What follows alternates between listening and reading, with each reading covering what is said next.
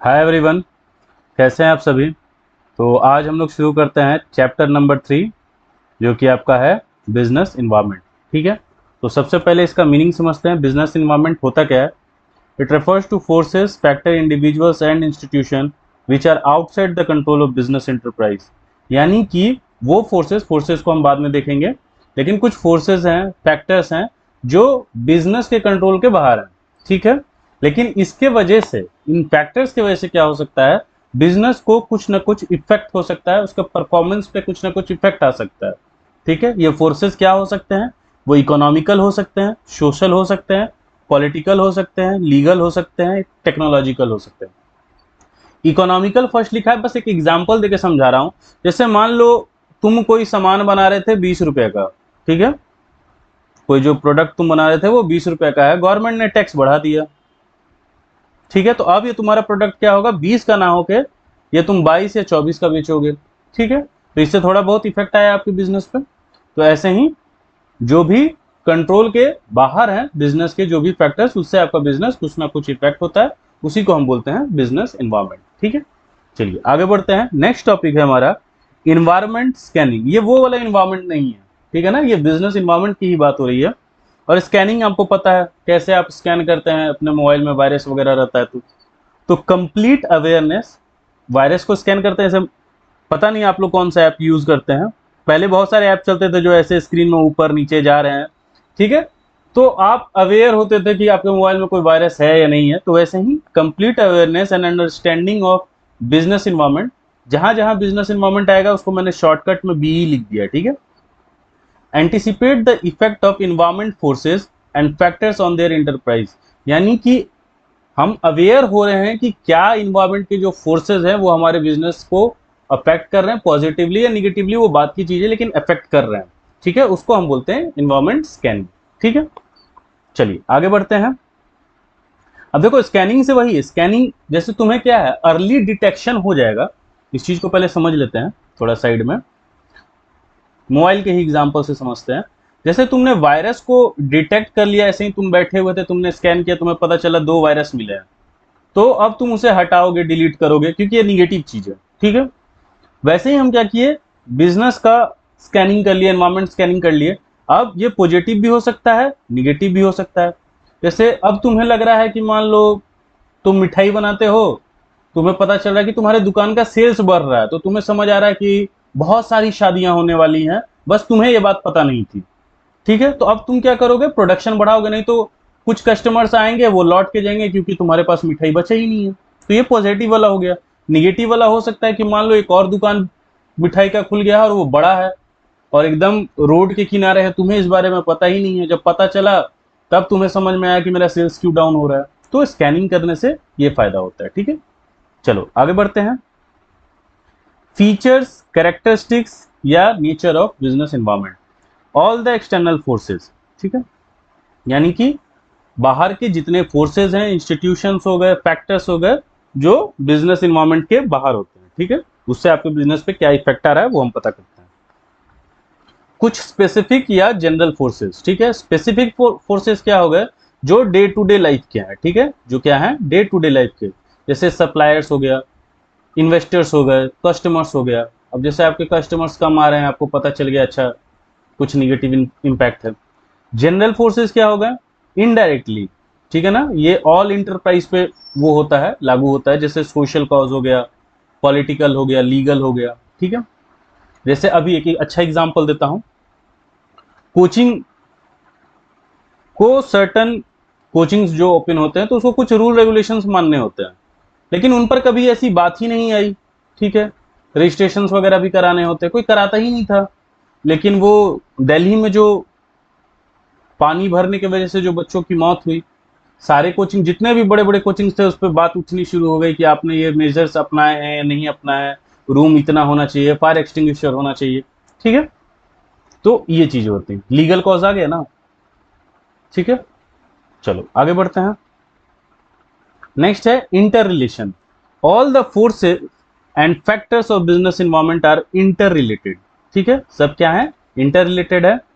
जैसे inclination of youth towards western culture अब youth western culture को ज्यादा फॉलो कर रहा है अगर, तो फास्ट फूड का डिमांड भी बढ़ेगा, ठीक है ना, वेस्टर्न ड्रेसेस का डिमांड बढ़ेगा, ठीक है, वेस्टर्न ड्रेसेस का डिमांड बढ़ेगा, ठीक है। तो ये क्या है, इंटर रिलेटेड है। Uncertainty, very difficult to predict the changes in business environment, ठीक है ना। तो ऐसा नहीं है कि बिजनेस इन्वायरमेंट का जो हमने अभी देखा था कि इन्वायरमेंट की स्कैनिंग करनी है, और स्कैनिंग करनी इतनी इजी प्रोसेस है, काफी डिफिकल्ट है वो, क्योंकि आप प्रेडिक्ट नहीं कर सकते आगे क्या होने वाला है, क्योंकि इन्वायरमेंट जो हमारा है वो काफी तेजी से बोल सकते हैं कि चेंज करता है, बहुत डायनेमिक इन नेचर होता है, ठीक है। जैसे आईटी हो गया, फैशन इंडस्ट्री हो गया, आप देखोगे कल जो जीन्स लोगों को अच्छे लगते थे आज वो नहीं अच्छे लग रहे हैं। जैसे एग्जांपल देता हूं, हमारे टाइम का है ये, लेकिन कि कार्गो पैंट्स बहुत लोगों को पसंद आते थे, ठीक है, लेकिन अब उसका थोड़ा डाउनफॉल आया, फिर एक बार काफी अपग्रेड पे था, सब लोग कार्गो पहनना शुरू कर रहे थे। तो ये चीजें हैं, ठीक है। डायनेमिक, मैंने बताया बिजनेस इन्वायरमेंट क्या है, हाईली फ्लेक्सिबल है और चेंज करते रहता है, ठीक है। इसीलिए एसेंशियल क्या है हमारे लिए कि बार बार मॉनिटर करें और स्कैन करें बिजनेस इन्वायरमेंट को कंटिन्यूसली, ठीक है। नेक्स्ट है कॉम्प्लेक्स, कॉम्प्लेक्स क्यों है, environment scanning easy, impact on business high. तो अगर तुम स्कैन कर भी लेते हो तो तुम कैसे बताओगे कि उससे तुम्हारे बिजनेस पे क्या इफेक्ट पड़ रहा है, ठीक है ना। ये ऐसा नहीं है कि ये भी इजी है, ये भी डिफिकल्ट होता है, बट ये अगर इजी है तो तुम्हारे बिजनेस पे, जैसे मैंने बताया ना, वो टैक्स वाला तो इजी है कि टैक्स बढ़ा है तो तुम्हारे प्रोडक्ट पे आएगा, लेकिन अगर तुमने जो ऊपर लेके जाता हूँ समझाता हूँ आपको, ये जो 20 से 22 रुपए तुमने किया है, इससे कितने लोग तुम्हारा प्रोडक्ट अब नहीं खरीद रहे हैं, ये पता कर पाना डिफिकल्ट होगा। क्योंकि ऐसा भी हो सकता है किसी को अब तुम्हारा जो प्रोडक्ट है वो अच्छा नहीं लग रहा है, तुम ये थोड़ी बोल सकते हो कि नहीं कस्टमर सिर्फ प्राइस की ही वजह से मेरा प्रोडक्ट नहीं खरीद रहा है, समझ रहे हो। तो ये चीज है, तो प्रेडिक्ट कर पाना थोड़ा मुश्किल है कि बिजनेस पे क्या इंपैक्ट पड़ा। समटाइम्स चेंज में be minor but might have large impact. जैसे तुमने प्राइस तो 2 ही रुपए का चेंज किया, हो सकता है उससे तुम्हारे जो 600 कस्टमर्स थे वो चले गए। जैसे यहाँ एग्जाम्पल दिया हुआ है, government increase tax rate by 5% affect company income in large amount. Government ने तो सिर्फ टैक्स रेट में 5% का चेंज किया और उससे तुम्हारे कंपनी का जो इनकम था वो समझ लो कि 20 लाख या 40 लाख रुपए घट गया, ठीक है। तो समटाइम्स क्या होता है कि चेंज माइनर होता है लेकिन उसका इंपैक्ट बहुत हाई होता है। Relativity, business environment differ from country to country, region to region, cultures, वो डिफर करेगा। जैसे साड़ी का डिमांड इंडिया में हाई है, लेकिन साड़ी का डिमांड यूएसए में क्या होगा, लो होगा, ठीक है। तो क्या है, ये कंट्री दूसरी है, ये कंट्री दूसरी है। इस कंट्री में ऐसे ही इकोनॉमिक्स में भी पढ़ते हैं, टेस्ट एंड प्रेफरेंस में, कि ये कंट्री में क्या है, फेवरेबल चेंज है, ठीक है, लोग इसे पसंद कर रहे हैं, टेस्ट है इसका, यहाँ अनफेवरेबल है, ठीक है। चलो आगे बढ़ते हैं। इंपॉर्टेंस ऑफ बिजनेस इन्वायरमेंट, ठीक है। तो फर्स्ट क्या है, enables the firm to identify opportunities and getting first mover advantage. ये बहुत इंपॉर्टेंट है, इसको समझो। First mover advantage, first mover advantage का मतलब क्या है कि अब वो बिजनेसमैन, ठीक है ना, क्योंकि बात बिजनेस की हो रही है तो बिजनेसमैन आएगा। ये देखो अंकल कितने खुश हैं। तो जो बिजनेसमैन क्या करता है, स्कैन करता है बिजनेस इन्वायरमेंट को, उसको ज्यादा बेनिफिट मिलता है। क्यों मिलता है, अगर मैं यहां लगा दूं क्यों, व्हाट्सएप लैंग्वेज में लिख रहा हूं, क्योंकि तुम लोगों को ये क्यों जल्दी समझ में आएगा, या वाई। तो हुआ क्या है, यहाँ पे मैक्सिमम बेनिफिट इसलिए मिलेगा, इसको पता चल गया कि क्या कमी है, ठीक है। अब उस अकॉर्डिंग ये क्या करेगा, चेंजेस करेगा, ठीक है। एग्जाम्पल मान लो ये कपड़े का दुकान वाला है या फैशन से रिलेटेड है, इसको पता चल गया कि मान लो एग्जाम्पल है, क्योंकि ब्लैक जीन्स लोग ज्यादा पहनेंगे, तो वो क्या करेगा, जहां इसका पहुंच है, जान पहचान है, वहां से ब्लैक जीन्स को ये अपने स्टोर पे ले आएगा, इसको क्या मिलेगा, मैक्सिमम बेनिफिट मिलेगा। तो इसीलिए बोलते हैं first mover advantage. First mover advantage उसी को मिलेगा जो बिजनेस इन्वायरमेंट को बार बार स्कैन करते रहेगा, ठीक है। एग्जाम्पल के लिए Maruti, first company to recognise the need for small car. क्यों, क्योंकि इंडिया में मिडिल क्लास ज्यादा है, ठीक है ना। आप बहुत बड़ी बड़ी गाड़ियां बनाओगे तो उससे कोई बेनिफिट नहीं है, वो कम ही लोग खरीदेंगे। लेकिन मिडिल क्लास ज्यादा है, अगर उसके लायक अगर हम कार बना देते हैं तो क्या होगा, उसका सेल्स बढ़ेगा। ठीक है, नेक्स्ट है ये व्हाट्सएप। पता चल गया कि इसका डिमांड आगे चल गई, क्योंकि चैटिंग भी है, स्टेटस भी लगा सकते हैं, ये सारी चीज थी, तो इसका भी डिमांड काफी तेजी से राइज हुआ। ठीक है, नेक्स्ट है helps the firm to identify the threats and early warning signal. ठीक है, तो अब ये ध्यान देने वाला वर्ड है। ठीक है, अर्ली वार्निंग सिग्नल, तो टाइमली स्कैनिंग जो कर रहा है बिजनेस इन्वायरमेंट को, डील विद द कंस्ट्रेंट्स और negative policies of business environment. ठीक है, जैसे एग्जांपल है, more foreign car manufacturing company setup in India, Maruti company accepted as a warning signal, उसने प्रोडक्शन अपना बढ़ा दिया। ठीक है, उसको पता चल गया कि फॉरेन कार्स अब इंडिया में आने वाली है, तो भाई मैंने तो ऑलरेडी कुछ मार्केट कैप्चर कर रखा है, और कैप्चर करना है तो मेरे को प्रोडक्शन बढ़ाना होगा। तो क्या हुआ, इसने इन्वायरमेंट को, बिजनेस इन्वायरमेंट को स्कैन किया और इसे पता चल गया कि क्या होने वाला है, उस अकॉर्डिंग इसने चेंज किया। मैंने बोला ना, ऊपर पॉजिटिव के बारे में बात किए हैं, यहाँ पे निगेटिव के बारे में। ठीक है, नेक्स्ट है helpful in tapping and assembling resources. ठीक है, फिर वही बात है, एनवायरमेंट की स्कैनिंग की। अब जैसे यहाँ एक एग्जांपल के तौर पे दिया हुआ है, ये अंकल को देख ही रहे हो, बड़ा खुश हैं। क्यों खुश हैं, क्योंकि supply goods according to demand करना होता है। जैसे मान लो इसे पता चला कि demand LED TV, 3D TV, ये सब का राइज होने वाला है, तो अब ये जाके मार्केट में ब्लैक एंड व्हाइट टीवी का रिसोर्स नहीं ढूंढेगा। समझ रहे हो ना, पॉइंट क्या है, टैप हमें क्या करना है, या असेंबल करना है रिसोर्सेज। तो तुम कौन से रिसोर्सेज को असेंबल करोगे, खरीद के लाओगे, जो तुम्हारे लिए यूजफुल है या जिसके फ्यूचर में डिमांड है। ठीक है ना, अब जैसे तुम ही मान लो तुमने स्टोर खरीद रखा है, तो तुम अपने स्टोर में कलर टीवी रखोगे, एलईडी टीवी रखोगे, ब्लैक एंड व्हाइट नहीं, क्योंकि तुम्हें पता है ब्लैक एंड व्हाइट टीवी खरीदने कोई नहीं आने वाला है। ठीक है ना, तो वैसे रिसोर्सेज को अपने अगर स्टोर में तुम रख रहे हो तो तुम्हारा लॉस है। ठीक है ना, या मान लो कोई, जैसे लिख दे रहा हूं बस मैं, XYZ टाइप की टीवी है जो फ्यूचर में बहुत काम देने वाली है, तो तुम ऐसे टीवी को पहले ही खरीद के रखोगे, पूरे उस एरिया में किसी के पास ये टीवी नहीं होगा, सब तुम्हारे पास आके खरीदेंगे। ठीक है, चलो आगे बढ़ते हैं। Help to adjust and adapt with rapid changes. ठीक है, तो जो बिजनेसमैन स्कैन अर्ली कर लेता है, उसको क्या होता है, वो अपने इंटरनल इन्वायरमेंट को मैच करता है एक्सटर्नल इन्वायरमेंट से। ठीक है ना, जैसे मान लो बाहर में कोई चेंज होने वाला है, ठीक है, ये उसका बिजनेस एरिया हो गया, उसे पता है एक्सटर्नल कुछ भी, पॉलिटिकली हो सकता है, लीगल हो सकता है, कैसा भी कोई चेंज होने वाला है, तो वो क्या करेगा, अपने इंटरनल जो है, इंटरनल बिजनेस में वो चेंज करेगा कि वो इस चीज से कॉप अप कर सके। ठीक है ना, ये जो चेंज है ये एक्सटर्नल है। ठीक है, जैसे एग्जाम्पल है ये, अभी तो वो होगा नहीं, जैसे मान लो यहाँ पे ऐसी बात चल रही है ना कि स्क्रीन टच फोन बनाने की बात हो रही है, तो ये भी बोलेगा, मान लो ये दोनों राइवल कंपनी है, तो ये भी बोलेगा भाई ये जो तुम कीपैड फोन बना रहे हो मत बनाओ, स्क्रीन टच बनाओ, उसी का डिमांड है। तो इससे क्या होगा, इसको लॉसेस ज्यादा नहीं होंगे। ठीक है ना, ये अडेप्ट कर रहा है, जो भी चेंजेस बाहर होने वाले हैं या हो रहे हैं उसे, उसको जल्दी से स्कैन करके वो उस हिसाब से चेंज कर रहा है। ठीक है, जैसे टेक्नोलॉजिकल इन्वायरमेंट में बहुत रैपिड चेंज होता है। ठीक है ना, आईटी में तुम देख रहे हो रोज नया नया चेंज। अभी कुछ साल पहले तुम कोडिंग सीख रहे थे, जान रहे थे थोड़ा बहुत आईटी के बारे में, अब देखो एआई आ गया। ठीक है, तो रैपिड चेंजेस होते हैं टेक्नोलॉजिकल सेक्टर में। ठीक है, नेक्स्ट है assisting in planning and policy making.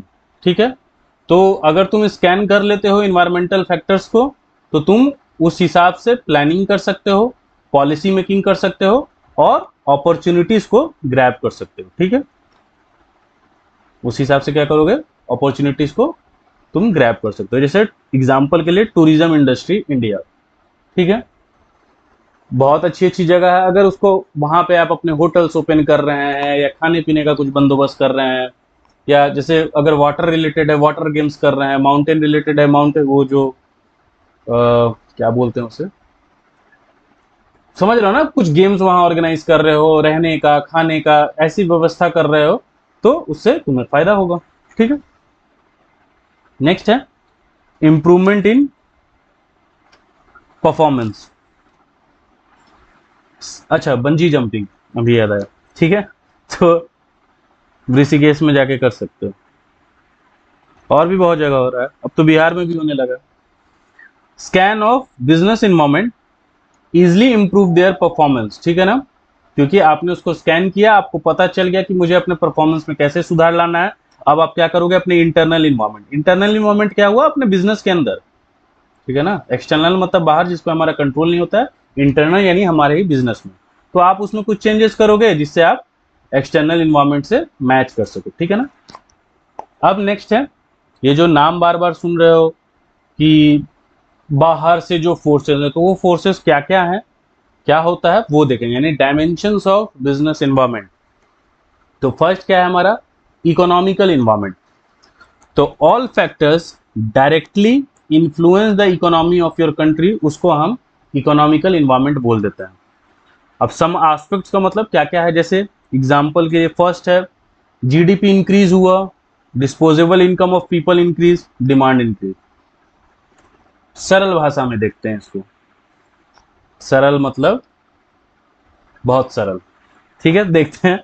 तो जीडीपी बढ़ रही है ऐसे, लेकिन ये देखो बकवास होता है, ऐसा कोई जरूरी नहीं होता है। मैं ये चीज बता देता हूं, क्योंकि अब तो कॉमर्स के स्टूडेंट हो जो ये वीडियो देख रहे हैं, बीएसटी तो कॉमर्स के स्टूडेंट पढ़ेंगे, उसको थोड़ा ये जानकारी होना चाहिए। देखो जीडीपी बढ़ रही है, दैट डजेंट मीन कि सबकी इनकम बढ़ रही होगी। ठीक है, इसका एक एग्जाम्पल देता हूं, परफेक्ट एग्जाम्पल देता हूं। पहले ऐसे समझो, 50,000 रुपये लोग कमा रहे हैं, ये टोटल इनकम है, टोटल इनकम कितने में, ये है टोटल पॉपुलेशन। ठीक है, टोटल पॉपुलेशन। ठीक है, यहां कमा रहे हैं, सेम अमाउंट ले लेते हैं, और टोटल पॉपुलेशन 2 है। अब मुझे बताओ दोनों में अच्छा कौन है। बोलोगे सर क्या बच्चा वाला सवाल है, 50,000 रुपये लोग 5 आदमी मिलकर कमा रहे हैं, यहाँ 50,000 जो कमाया जा रहा है वो 2 लोग कमा रहा है, तो ये ज्यादा कमा रहे हैं। डिवाइड करके देख लो, ये तो 10,000 आ रहा है। ठीक है, और ये कितना आ रहा है, ये 25,000 आ रहा है, तो अच्छे तो ये हुए सर। अब मैं तुमको, जैसे काफी मीडिया वगैरह में चल रहा है, हम फोर्थ लार्जेस्ट इकोनॉमी बन गए, तो ये कर दिया, वो कुछ नहीं कर दिया बहुत। क्यों, अब तुम एग्जाम्पल लो, किसको तुमने पीछे करके तुम आगे आए हो, तो सर जापान को। ठीक है, तो ये जो हो गया ना बबुआ, ये हो गया तुम्हारा जापान, और ये हो गए तुम इंडिया। कैसे, यहां पॉपुलेशन है 2 की और यहां पॉपुलेशन है 5 की, यानी तुम 5 लोग मिलकर 50,000 कमा रहे हो, और वहां 2 ही लोग मिलकर 50,000 रुपये कमा रहे हो। अब तुम थोड़ा सोचने की कोशिश करो, जापान की पॉपुलेशन क्या है, जापान कितना छोटा है, और इंडिया कितना बड़ा है, पॉपुलेशन कितनी बड़ी है, यंग लोग कितने सारे हैं, और तब तुम थर्ड पोजीशन पे पहुंच रहे हो, तो इसमें कोई झंडे गाड़ने वाली बात है नहीं। ठीक है, इसीलिए जीडीपी को आप ना देखा करें, आप देखा करें पर कैपिटा इनकम को। किसको देखोगे, per capita income. Per capita income क्या होता है, जो हमने यहां निकाला है टोटल इनकम बटा टोटल पॉपुलेशन को ही हम पर कैपिटा इनकम बोलते हैं। ठीक है, याद रहेगा। तो पर कैपिटा इनकम देखा कीजिए, ऐसे यहां दे दिया है कि जीडीपी बढ़ रही है, तो जनरली हम बोल सकते हैं कि हाँ, वहां के लोगों की इनकम भी बढ़ रही है, इनकम बढ़ रही है तो लोग डिमांड करेंगे। ठीक है, तो डिमांड करेंगे तो उस हिसाब से बिजनेस में चेंजेस करने होंगे आपको, वैसे प्रोडक्शन करना होगा। Inflation increase, cost of production बढ़ेगा, इन्फ्लेशन यानी महंगाई बढ़ेगा, तो जो प्रोडक्ट कल 20 रुपए का था आज 25 रुपया हो जाएगा। लेकिन इंडिया के लोग हैं शाणे, वो समझ जाएंगे 20 का 25 दे रहा है भाई, मैं नहीं लूंगा। तो कंपनी भी है चालाक, भाई वो 20 ही का देती है लेकिन प्रोडक्ट को छोटा कर देती है। चाहे कुरकुरे देख लो, हवा ज्यादा हो गया, लेस देख लो, हवा ज्यादा हो गया, लेस कम हो गया, क्योंकि वो जान रहे हैं जहां 5 से मैं 10 रुपया करूंगा तुम लोग खरीदोगे ही नहीं, तो ठीक है काम करता हूँ, प्रोडक्ट ही छोटा। बिस्किट्स के भी देखोगे ना अगर ध्यान से, पहले वो सब बिस्किट्स बड़े होते थे और थोड़े भारी होते थे, डेंसिटी उनकी ज्यादा होती थी, वेट। अब उनका वेट घट गया है और साइजेस छोटे हो गए। ठीक है, passing of GST bill affect all business organisation. जब जीएसटी बिल पास हुआ तो सारे बिजनेस ऑर्गेनाइजेशन थे सबको अफेक्ट हुआ, भाई जीएसटी रजिस्ट्रेशन कराना होगा, ये सारी चीज़ों की वजह से वो थोड़ा परेशान हुए। Demonetisation of 500 and 1000 note hit Indian economic environment. अब बहुत सारे लोग कैश में ट्रांजेक्शन करते हैं, ऑनलाइन करते नहीं है, ये सब ब्लैक मनी होता है, कि टैक्स ना देना पड़े, ठीक है। तो इसके वजह से आपका जो इन्वायरमेंट था वो इफेक्ट हुआ। Role of private and public sector, यानी प्राइवेट सेक्टर हैं, गवर्नमेंट सेक्टर है, उनके रोल के वजह से money supply in the economy, money supply ज़्यादा होगा या कम होगा उससे भी इन्वायरमेंट पे असर आता है। इंटरनेशनल डेप्ट, यानी बाहर से कर्ज ले रखा है, ठीक है, और यहाँ तुम हीरो बन रहे हो, ठीक है, तो उससे भी इफेक्ट होता है हमारी इकोनॉमी को। अगर अभी तो तुम 12th में ही हो गए, अभी पहुंचे नहीं होगे, लेकिन अगर इकोनॉमिक्स में बजट पढ़ लिया है, गवर्नमेंट बजट, तो तुम्हें समझ में आएगा कि बाहर से ज़्यादा डेट लेने से क्या होता है, तुम्हारा एफडी ज़्यादा दिखता है, फिजिकल डेफिसिट, ठीक है। चलो आगे बढ़ते हैं। Social environment.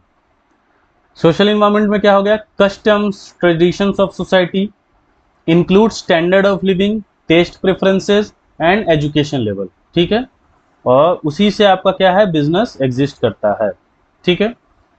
जैसे common factors, demand for reservation in jobs for minority and women, ये तो चल रहा है हमारे कंट्री में। Demand for equal status of women bye paying equal wages for male and female workers, यानी सेम रोल सेम पेमेंट, या same post same designation, post लिख दे रहा हूं मैं, सेम पोस्ट सेम सैलरी। और ये सही भी है, इक्वालिटी जब है ही हमारे कंट्री में, तो जब वो सेम पोस्ट पे तो लड़की है तो उसको पूरे पेमेंट दो। उसको ऐसा क्योंकि लड़का है उस पोस्ट पे तो उसको 20,000 सैलरी है, लड़की है तो 12,000 है, ठीक है। The social movements, sorry, demand for automatic machines and luxury items in middle class families. तो धीरे धीरे देख रहे हो ऑटोमेटिक, तुम लोग भी ऑटोमेटिक हो गए हो, स्मार्ट वॉच पहनने लगे हो, मोबाइल रखने लगे हो, कितने लोग तो आईफोन रखते हैं 11th-12th के बच्चे, बाइक पे आते हैं, ठीक है। देखो मैंने स्कूल में पढ़ाया है इसलिए मैं जानता हूँ, ठीक है। तो वो काफ़ी ऑटोमेटिक मशीन्स खरीद रहे हैं, लग्जरी आइटम्स भी धीरे धीरे परचेज कर रहे हैं। The social movement to improve the education level of a girl child. बोलना तो नहीं चाहिए लेकिन ठीक है, पहले 10th वो पढ़ती थी, अब 12th पढ़ती हैं, अब ग्रेजुएशन कर लेती हूँ, ठीक है। तो धीरे धीरे बढ़ रहा है एजुकेशन लेवल, ठीक है।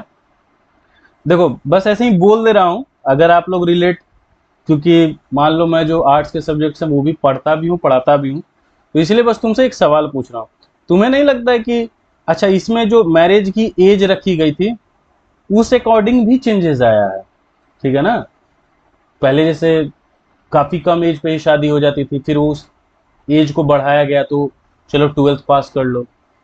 अब अच्छा जो सामने वाली पार्टी चाहती है ना उस हिसाब से एजुकेशन करा दिया जाता है, उस चीज़ का ज्ञान है नहीं है मैटर नहीं करता है, बस चाहिए ग्रेजुएशन की degree.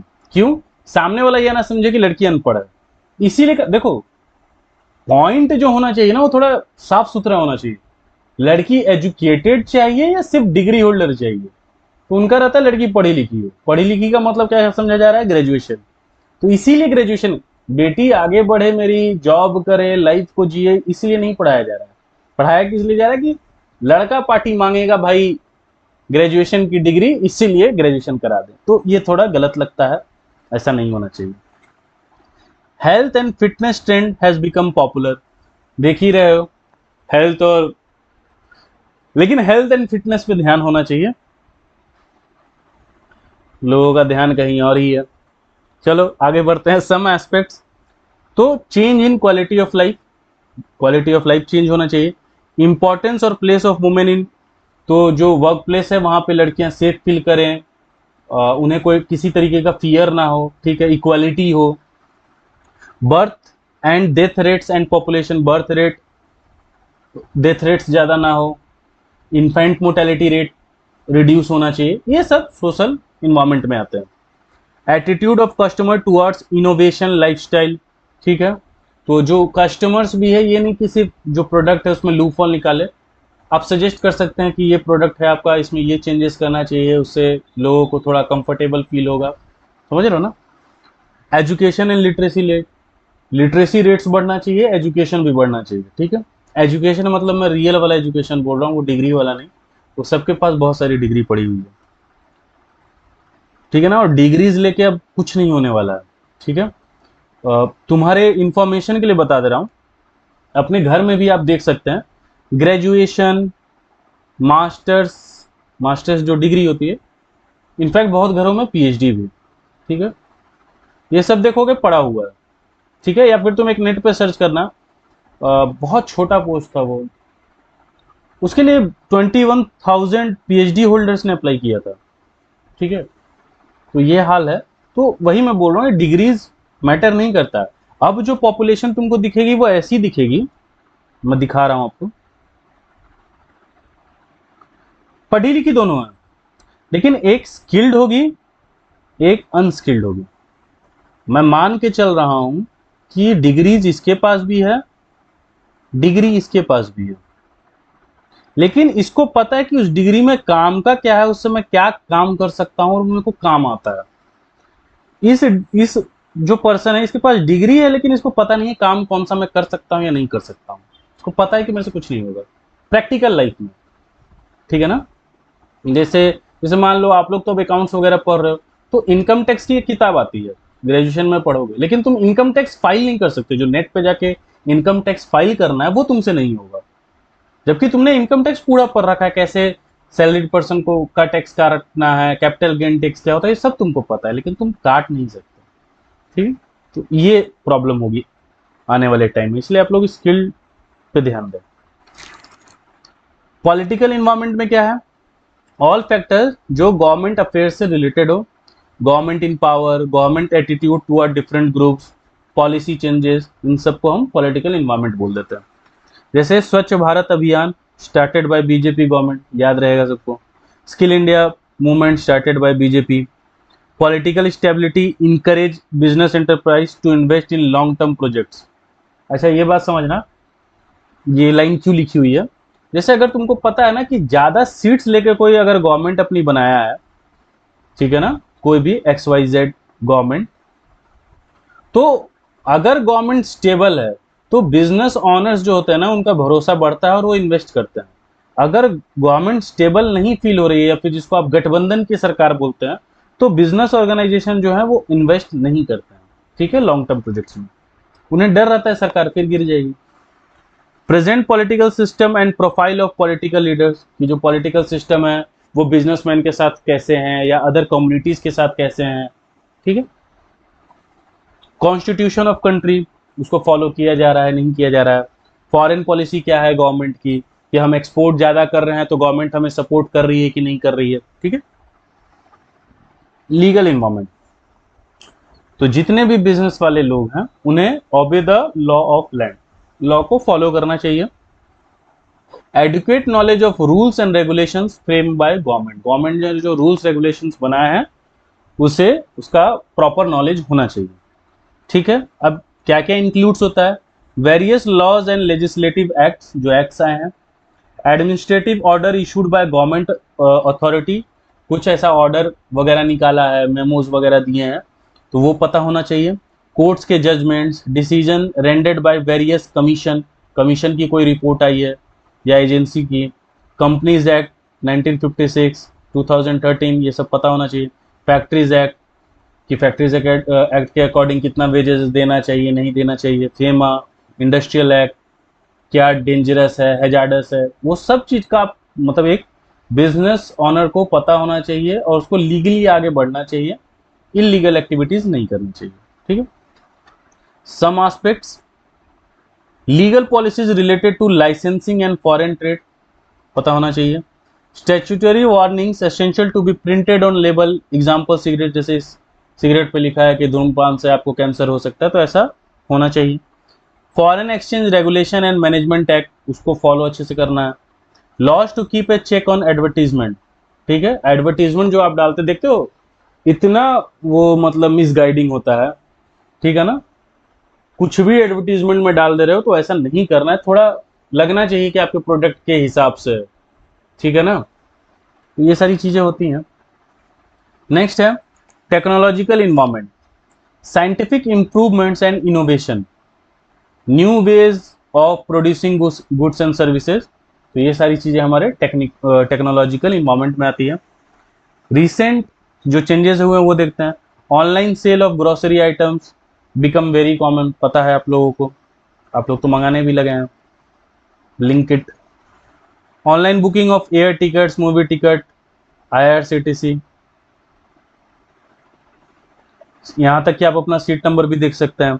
Shift from vacuum tubes to transistors, shift from typewriter to word processor, continuing innovation in different scientific and engineering field, laser, robotics, biotechnology, medicine, ठीक है ना। तो रोबोट वगैरह भी शायद ऑपरेशन कर रहे हैं। Shift from carbon paper two photocopy machine जो देखते हैं वो, ठीक है। तो ये सारे चेंजेस टेक्नोलॉजिकल चेंजेस हैं, ठीक। नेक्स्ट है the features of new economic policy. Again मैं बोल रहा हूं, यहां पे भी वीडियो पॉज करके जा सकते हो। अगर तुमने चैप्टर 3 पर रखा है इंडियन इकोनॉमी का, तो तुम्हें ये पार्ट बहुत इजी लगेगा। अगर नहीं पढ़ रखा है, यहाँ पे भी समझ जाओगे। यहाँ पे थोड़ा मतलब होता है ना लाइट उसमें दिया हुआ है, ठीक है ना, डीप नहीं दिया हुआ है, ठीक है। चलो आगे बढ़ते हैं। तो 1991 में क्या आई थी, LPG, जो घर में लगती है वो वाली नहीं, लिबरलाइजेशन, प्राइवेटाइजेशन और ग्लोबलाइजेशन। एक एक करके देखते हैं। लिबरलाइजेशन का मतलब क्या हुआ, इसलिए देखो मैं भी डिटेल में नहीं जाऊंगा, जो बिजनेस स्टडीज के हिसाब से जितना हमें पढ़ना है उतना ही जानेंगे, इकोनॉमिक्स वाले में हम नहीं जाएंगे, ठीक है। तो लिबरलाइजेशन का मतलब क्या, end of licence, quota and many more restriction जो इंडस्ट्रीज पे लगी हुई थी, या आप बोल सकते हो प्राइवेट सेक्टर पे लगी हुई थी, ठीक है। अब देखो उसमें हुआ क्या क्या, बस वो पॉइंट्स में लिखे हुए। फर्स्ट क्या है, abolition of licence except in few, यानी, और इसी टाइम पीरियड को लाइसेंस राज सिस्टम भी बोला जाता था, तो उसको खत्म किया गया, ठीक है। कि हर चीज के लिए लाइसेंस लेना जरूरी नहीं है, 2-4 चीजें हैं जिसके लिए बस लाइसेंस लेना है, बाद बाकी कोई भी बिजनेस कोई भी कर सकता है। No restriction on expansion on contraction of business activity. देखो क्योंकि पहले क्या था ना, जैसे तुम अगर नया बिजनेस खोल रहे हो फिर लाइसेंस लो, इसको एक्सपेंड कर रहे हो फिर लाइसेंस लो, डाइवर्सिफिकेशन ऑफ प्रोडक्ट कर रहे हो, ठीक है ना, जैसे पहले तुम घी बेच रहे थे अब मक्खन बेच रहे हो, तो फिर लाइसेंस लो। तो परेशान कर रखा था हर चीज के लिए लाइसेंस, तो इसको बंद किया गया कि अगर आपको बिजनेस अपना एक्सपेंड करना है या छोटा करना है, उसके लिए कोई लाइसेंस लेने की जरूरत नहीं है। Reduction of tax rate and lifting of unnecessary controls over the economy, unnecessary जो कंट्रोल बनाया हुआ थे गवर्नमेंट, उसको हटाया गया। Liberalisation in import and export, import कर रहे हैं उस पर जो रेट्स लगते थे, इंपोर्ट ड्यूटी, एक्सपोर्ट ड्यूटी, इन सबको रिड्यूस किया गया। Easy and simplifying the procedure to attract foreign capital in India, कि भाई बाहर से कोई कंपनी है, बिगर जो कंपनीज होते हैं वो आइए और हमारे कंट्री में इन्वेस्ट कीजिए, प्रोसीजर को हम थोड़ा इजी बना रहे हैं, ठीक है। ठीक है ना, ये जैसे अभी नेस्ले वगैरह तुम देखते हो, हिंदुस्तान यूनिलीवर, ये सब कंपनीज क्या है, फॉरेन कंपनीज ही हैं। Freedom in movement of goods and services, good and services का मूवमेंट में थोड़ा फ्रीडम हो, ठीक है ना। Freedom in fixing the prices of goods and services, तो मार्केट फोर्सेस से प्राइसेस को खुद फिक्स किया जाए, तो ये सारी चीजें हुई थी उस टाइम पे, ठीक है। नेक्स्ट है privatisation, giving greater role to private sector and reducing the role of public sector. देखो इस चीज को पहले समझ लो, क्योंकि फिर तुम, ये है गवर्नमेंट कंपनी, ये है प्राइवेट कंपनी। मैं बोलूंगा 100 का आधा क्या होता है, तो बोलोगे सर या तो 50-50, तो सबसे हाईएस्ट क्या हो सकता है, 51 और 49, ठीक है, ये नंबर है।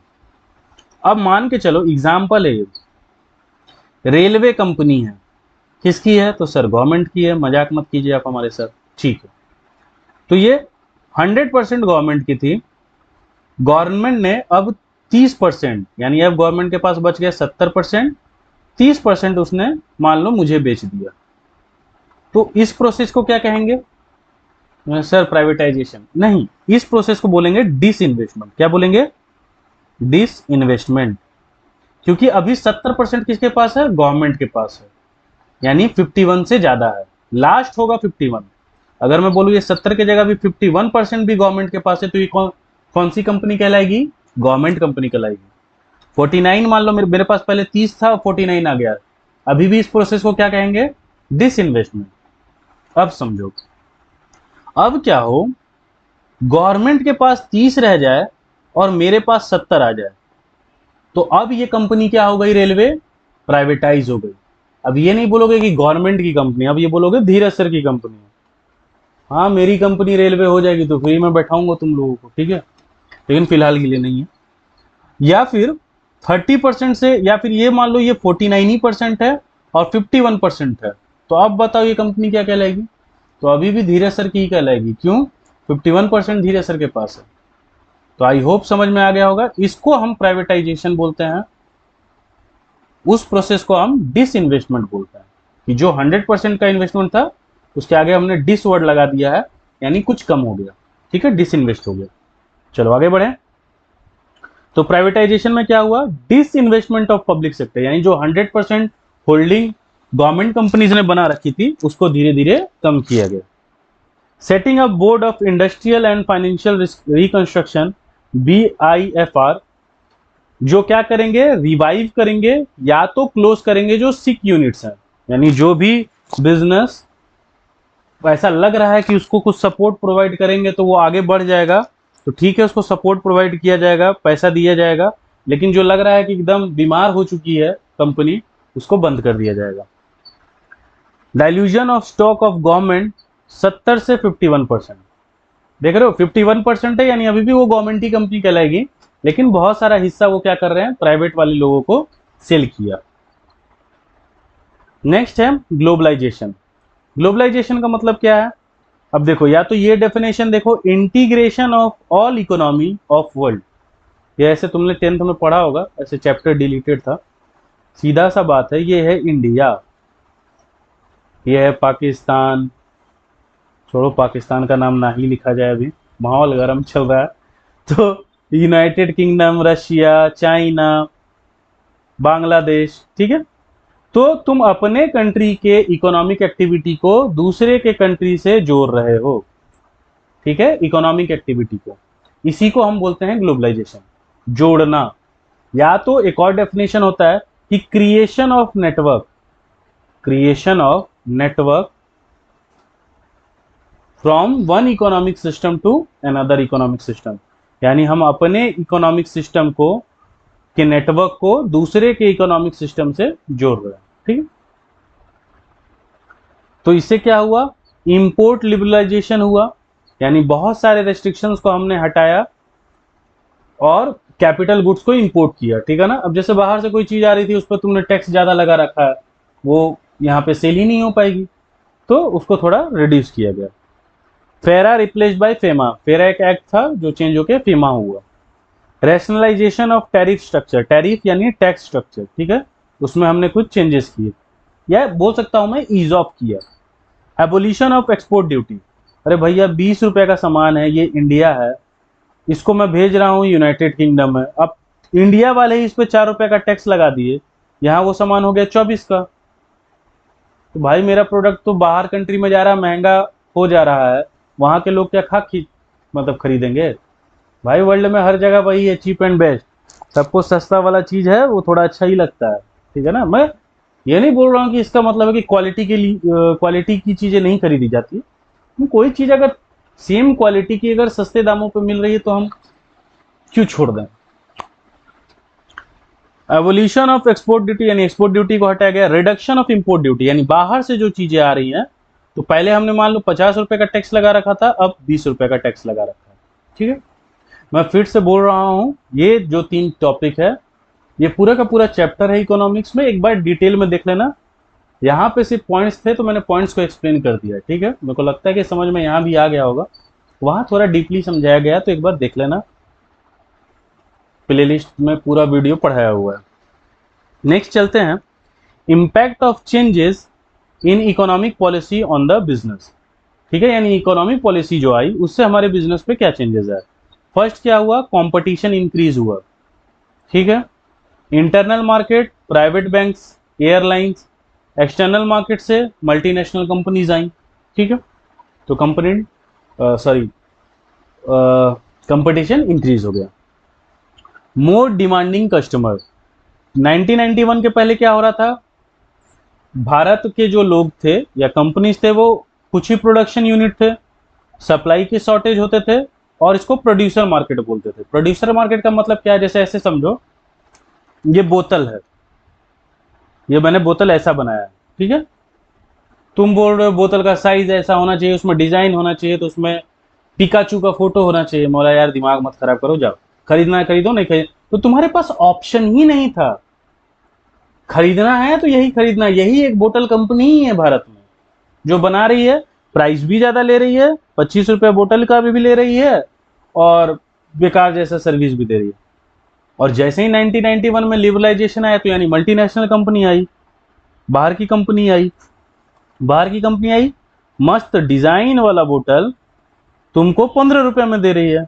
अब तो दो ही चीज होगी, या तो मेरे को अपनी आदत सुधारनी होगी और प्राइस को सुधारना होगा, नहीं तो मेरा बिजनेस ठप होने वाला है। ठीक है, तो इसीलिए पहले जो था वो क्या था, प्रोड्यूसर मार्केट, जो प्रोड्यूसर का मन आ रहा है वो बना रहा है, सामने वाले की मजबूरी है, खरीदना ही पड़ेगा। 1991 के बाद क्या हुआ, न्यू इंडस्ट्रीज कम, सप्लाई सरप्लस, सप्लाई बढ़ गया, बायर मार्केट हो गया। अब बायर जो चाहता है उस अकॉर्डिंग हम सामान बनाएंगे। और ये जो अंकल पहले वाले थे ना, इनके भी दिमाग को थोड़ा ठंडक मिला कि नहीं भाई, समय के हिसाब से हमें भी चेंज करना होगा, कंज्यूमर्स के बारे में सोचना होगा। नेक्स्ट क्या है, रैपिडली चेंजिंग टेक्नोलॉजिकल इन्वायरमेंट।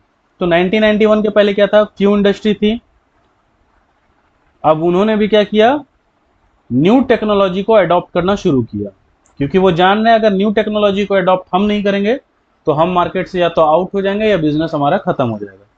क्योंकि 1991 के बाद क्या हुआ है, बहुत सारी इंडस्ट्री भारत में आई। Necessity for change, before 1991 stable policies long period तक, ठीक है ना, इसीलिए इकोनॉमिक्स में भी जो चैप्टर पढ़ते हो 1950 से लेकर 1990 तक, इसमें गवर्नमेंट का बहुत चला है, ठीक है ना। और 1991 में आ गई एलपीजी, उसके बाद से तो बार बार पॉलिसीज चेंज हुई हैं टाइम टू टाइम, ठीक है। और बिजनेस ऑर्गेनाइजेशंस को भी अपना चेंज करना पड़ा है अकॉर्डिंग टू, अब जैसे एग्जांपल देता हूँ, ये कार है, ड्राइंग भी तो मेरे को आती नहीं है, ट्राई करता हूँ, हंसना नहीं, ठीक है, जल्दी जल्दी काम किया जाए, ठीक है। ये कार है, मैंने ये कार बनाई है 5 लाख की, और बाहर की कोई कार आई मस्त स्टाइलिश, ये इतना सा, ये इतना लंबा, टॉम एंड जेरी में देखा है ना वैसा, लेमोजीन बोलते हैं, पता नहीं क्या ही नाम होता है, मेरे को इंटरेस्ट नहीं है। ये कार का दाम है 4 लाख। अब तुम बताओ कौन सा खरीदोगे। सर यही खरीदेंगे, एक तो 3 चक्का भी दिख रहा है और ये लंबा है, इसका सूंड जैसा निकला हुआ है, तो ठीक है भाई यही खरीदोगे। तो अच्छी चीज मिल रही है, अच्छी क्वालिटी की चीज मिल रही है, कम प्राइस पे मिल रही है, तुम खरीदोगे ही। तो अब इनको चेंज करना होगा, अगर ये चेंज नहीं करेंगे इनकी कार कंपनी बंद हो जाएगी, ठीक है। चलो आगे बढ़ते हैं। Need for developing human resources, before 1991 इनएडिक्वेट trend professionals, ठीक है ना, क्योंकि अपने ही घर में अपने ही बिजनेस में काम करना है, ठीक है, अपनी भारत की ही कंपनी है। After 1991 high competence skill and training, foreign companies है, फॉरेन क्लाइंट से डील करना है, इंग्लिश आनी चाहिए, कम्युनिकेशन स्किल अच्छा होना चाहिए, तो वो सब के लिए आपको स्किल और ट्रेनिंग की जरूरत पड़ेगी। Market orientation, earlier selling concept, produce first then go to the market, जो बना दिया अब जाके देखूंगा कि भाई बिक रहा है कि नहीं बिक रहा है। नाउ मार्केटिंग कॉन्सेप्ट, कि प्रोडक्शन को प्लान कीजिए, मार्केट रिसर्च कीजिए, जो नीड या वांट है कस्टमर के उसको जानिए और उस हिसाब से प्रोडक्शन कीजिए। ये नहीं कि अपने मन से कर देना है, उसके बाद जाके देखना है सेल हो रहा है नहीं हो रहा है, लोगों की क्या राय है। ये पहले चलता था, अब नहीं चलता, ठीक है। Export a matter of survival, new trade policy के बाद क्या हुआ, एक्सटर्नल ट्रेड लिबरल हुए और लोगों ने बहुत फॉरेक्स यानी फॉरेन करेंसी कमाना शुरू किया। ठीक है, जैसे रिलायंस बाहर में भी है, वो वीडियोकॉन हो गया, एमआरएफ हो गया, इन लोगों ने बाहर कंट्री से भी बहुत सारा पैसा कमाया। अब है, क्योंकि हम मैनेजमेंट की किताब पढ़ रहे हैं, तो managerial response to changes in business environment, तो इसमें क्या चेंजेस आए हैं वो हमें देखना है। फर्स्ट क्या हुआ, डाइवर्सिफिकेशन। एलपीजी की वजह से companies adding more products in their portfolio.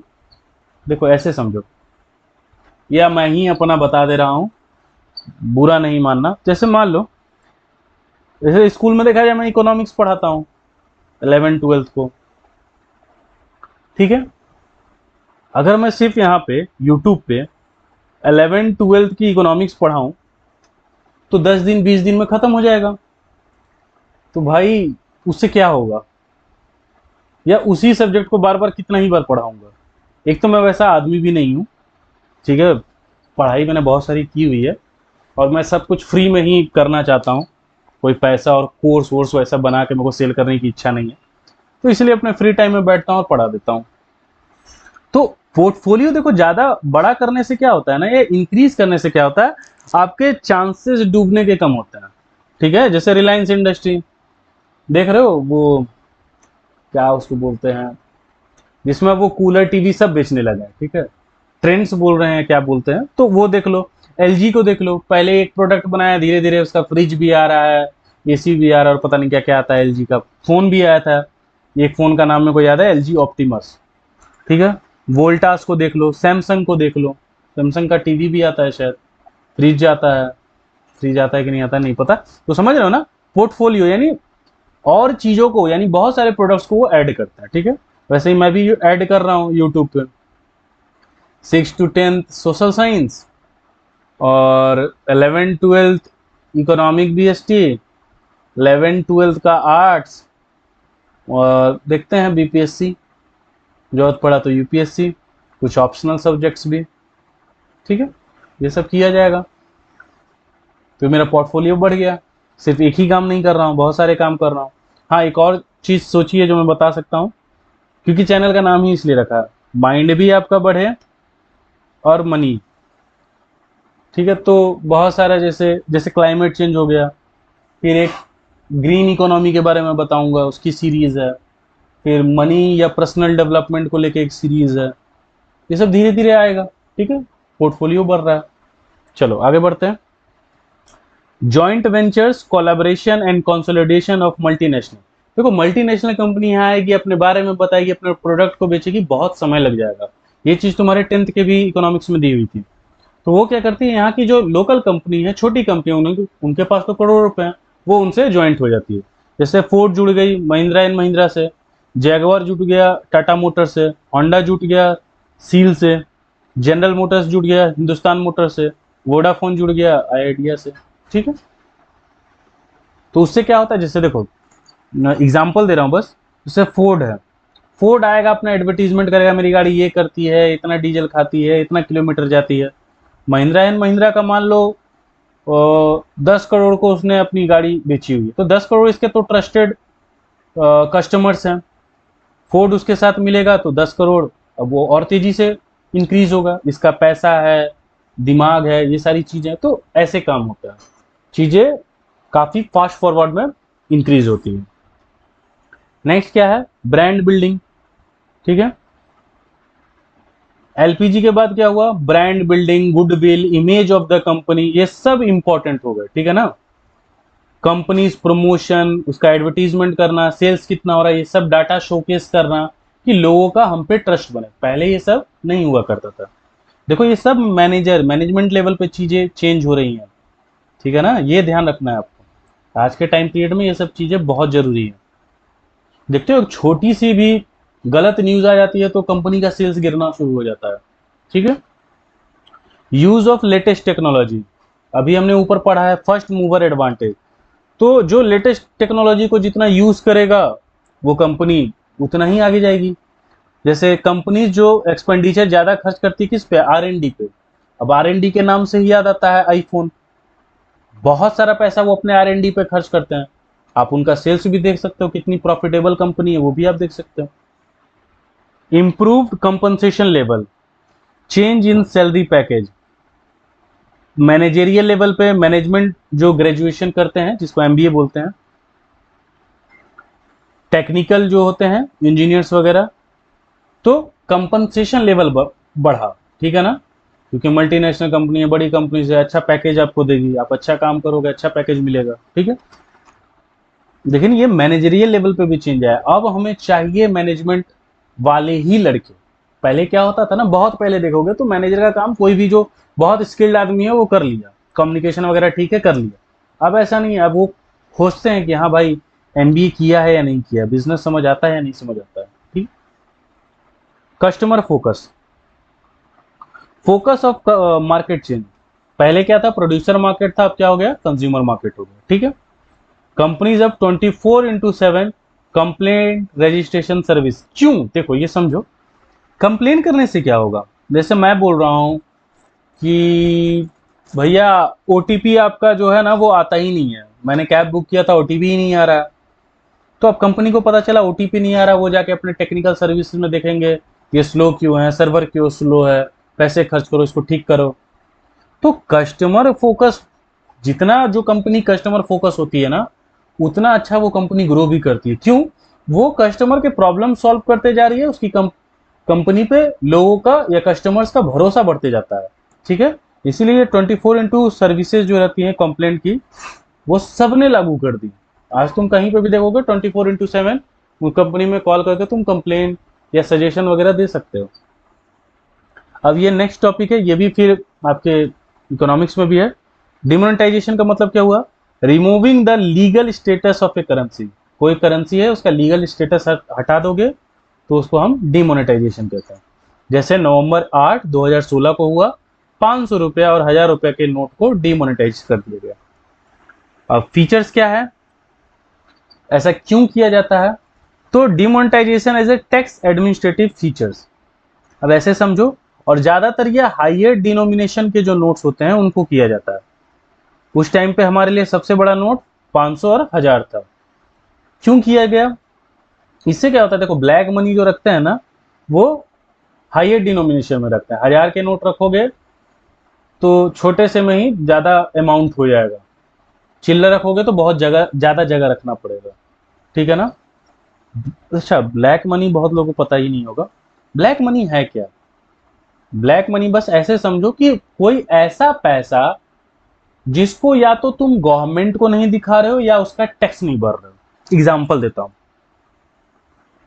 जैसे मैं तो ब्लैक मनी का बादशाह हूं, वो बताऊंगा कैसे, थोड़ा सा बता रहा हूं लेकिन मैं बहुत शरीफ आदमी हूं। ऐसे समझो, मान लो गवर्नमेंट ने ऐसा टैक्स रेट दे रखा है कि 7 लाख से ऊपर अगर आप कमाते हो तो 5% आपको टैक्स देना होगा, ठीक है, 7 लाख से ज्यादा कमाते हो तो 5% का टैक्स। तुमने कमाए 9 लाख रुपए तो तुमको तो टैक्स देना चाहिए, लेकिन तुमने 9 लाख रुपए कैश में कमाया है, ठीक है ना, जहां भी तुम नौकरी कर रहे थे वहां से तुम कैश ले रहे थे। अब बैंक में तो तुम्हारा वो नोट दिख नहीं रहा है, बैंक को तो पता ही नहीं बैंक में 500-600 रुपए पड़े हुए हैं, तो गवर्नमेंट को पता ही कैसे चलेगा कि तुम्हारे पास पैसे हैं, समझ रहे हो। इसलिए बहुत सारी मूवीज में भी देखते होगे ना तुम कि नोट के ऐसे बंडल्स पकड़े जा रहे हैं, वो ब्लैक मनी है, इसीलिए वो ब्लैक मनी है, क्योंकि उस पैसे का अगर मान लो तुमने चलो अकाउंट पे अगर पैसे भी दिखाए तो मान लो 5 ही लाख दिखाए, 4 लाख दिखाए नहीं, 4 लाख तुमने कैश अपने घर में रखा है उसी को खर्चा कर रहे हो, तो वो होता है ब्लैक मनी, ठीक है ना। अब मेरे जैसा आदमी अकाउंट पे सैलरी ही ना ले, या कहीं किसी बच्चे को पढ़ाने जा रहा है वहां से बोले कि देखिए हम अनपढ़ आदमी हैं, अकाउंट में पैसा नहीं लेंगे, हमको कैश ही दे दीजिए, और ऐसे ही कैश करते करते मान लो मैंने 10 लाख रुपए कमा लिए ट्यूशन ही पढ़ा पढ़ा के, भाई आपने तो दिखाया नहीं 10 लाख रुपए, आपके अकाउंट में तो दिख ही नहीं रहा कि 10 लाख रुपए पूरे साल में आए, तो आप तो टैक्स भरोगे नहीं, यही है ब्लैक मनी, ठीक है। तो बड़े बड़े जो लोग होते हैं वो बड़े बड़े जो नोट्स होते हैं उसमें पैसे को बना बना के रखते हैं।